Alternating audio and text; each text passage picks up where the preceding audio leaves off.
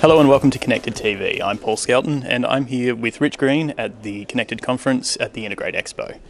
Rich, I want to thank you for joining me. Thank you for having me. I want to have a talk to you about virtual embodiment, and it's a topic that you clearly love. I can't believe you know that term. I know. It's like someone mentioned to me just before we started rolling. Virtual embodiment, okay? What is it? Oh my God, this is, my degree's in anthropology, and then I got into the AV business, go figure. But I still have this air of anthropology hanging over my head, and I'm looking at what is the future of humanity? Where are we going? And I think humanity is being redefined as reality is being redefined. And with augmented reality, virtual reality, mixed reality, the ability for us to move our consciousness out of ourselves, have out-of-body experiences, OOBs, thanks to technology, is kind of new, and that's interesting. So I read an article in the New Yorker magazine about a philosopher who's also a psychologist. His name is Andy Clark, and he's been doing research on what he calls virtual embodiment. He had out-of-body experiences when he was young, and that caused how does this happen? How does the body have out-of-body experiences? So he started doing it on a regular basis, and now there's research being done at MIT and at some of his labs in the UK, where they're putting you into a virtual reality, mixed reality, kind of a bodysuit. So you've got a head-mounted display, you've got haptic gloves where you can reach out and feel virtual objects and move them around. You could touch virtual skin for somebody else.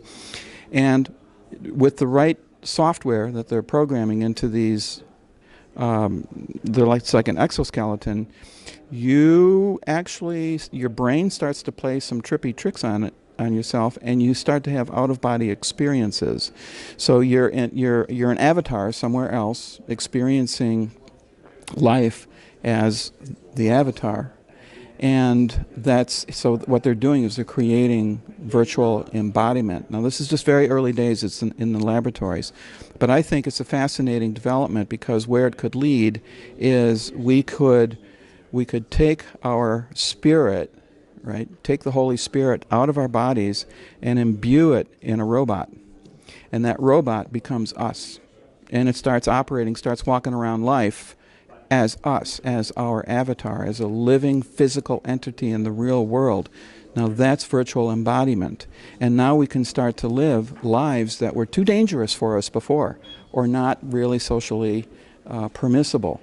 So I think that robotics is interesting, and it's much more than stupid Roombas running around on the floor vacuuming things up. No, robotics is about extending the concept of what it is to be a human being, and if we can have a true, persistent, out-of-body experience and imbue that robot with our personality, and we see through its eyes and we hear through its ears, I think we can expand upon and extend our notion of what it means to be human. We become cyborgs. We become centaurs. The mythological dream of transporting ourselves into other bodies, I think will happen. Philosophically, if you were to remove yourself and put it into a robot, is it still you? Is the robot me? Is the robot actually you? Are you experiencing that yourself? So it's an extended experience. So the experience is still inside you. The robot doesn't have that experience. Not yet. I think they will. But that'll be post-singularity. So it'll be in the 2030s, 2040s, when we start to scratch our heads and go, ooh, is that robot conscious? Is that robot Paul Skelton?